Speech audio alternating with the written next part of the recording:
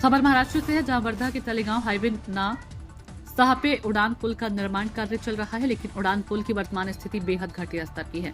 नाले के लिए लोहे का इस्तेमाल तो किया गया, लेकिन जितना इस्तेमाल किया जाना चाहिए उससे कम मात्रा में राख को तलेगांव आवासी में खाली जगह में रखा गया। सड़क का डिजाइन और निर्माण NHAI के दिशा निर्देशों के अनुसार किया गया। भारतीय सड़क का नियम है, NHAI PPP मॉडल के जरिए एक निजी कंपनी के जरिए सड़क का निर्माण और रखरखाव करता है। राष्ट्रीय राजमार्ग पर किए जा रहे काम पर सड़क सुरक्षा संकेत, रिफ्लेक्टर, स्पीड बम्प आदि नहीं है, जिससे दुर्घटनाओं का सिलसिला जारी है। राजेंद्र खंडारी की ये रिपोर्ट। काम चालू आहे, पण इथं पहा, इथं स्मशानभूमी आहे आणि त्यानंतर इथं ह्या पद्धतीनं रस्ता केला। आता काल ते एक मयत आली होती, तर ते पुरेचे पुरे इथं पडले, मयत घेऊन लोक पडलेले आहे। इथपर्यंत या प्रकारचा इकडं निकृष्ट दर्जाचं काम होत आहे का इथं दाखवू शकतो तुम्हाला। मग हे पहा क्या प्रकार पुरं क्रॅक होऊन राहिलं, या पद्धतीने क्रॅक होते आणि मयतीला न्यायला ऍक्च्युअल इथून जागाही नाही आहे न्यायला। मयत न्याव कशी? इथं काल एक मयत घेऊन आले होते, मयत झाली गावात, ते पण पडले इथं। आणि इथं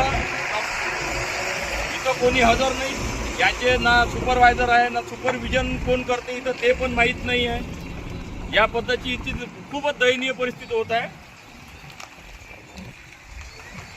पानम रस्ता ह्या शेतकऱ्याला जाण्यासाठी तिथपर्यंत आहे। नमस्कार पठाण, राहणार तळेगाव। 30 तारखेला आम्ही निवेदन दिलं साळुंके साहेब, अमरावती नॅशनल हायवेले, आणि यांना आमच्या ह्या ज्या तळेगावात होणार हे मागं बघू शकता तुम्ही, उडान पूल आहे, काम चालू आहे याचं निवेदन दिलं का इथं निकृष्ट दर्जाचं काम होत आहे। आणि ॲक्च्युअल कसं होतं, इतर ज्या ड्रेन बनवल्या गेल्या आहे, नाके त्या नाल्यात काढून राहिले, तर त्याचं उलट पाणी आमच्या गावात चाललेलं आहे।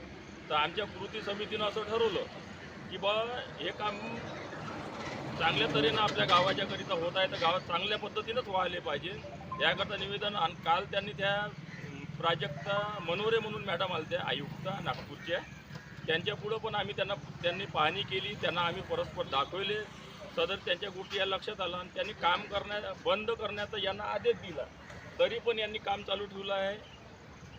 यावर बस फक्त गावाची एवढी इच्छा आहे का काम चांगल्या पद्धतीनं व्हावं आणि शासनापुढं आमची अपील आहे का हे काम चांगलं करून द्यावे त्यांच्या निगराणीमध्ये, आणि याच्यामुळं लोकांना सुविधा व्हावं का नाहक या गावांना त्रास व्हावा। धन्यवाद।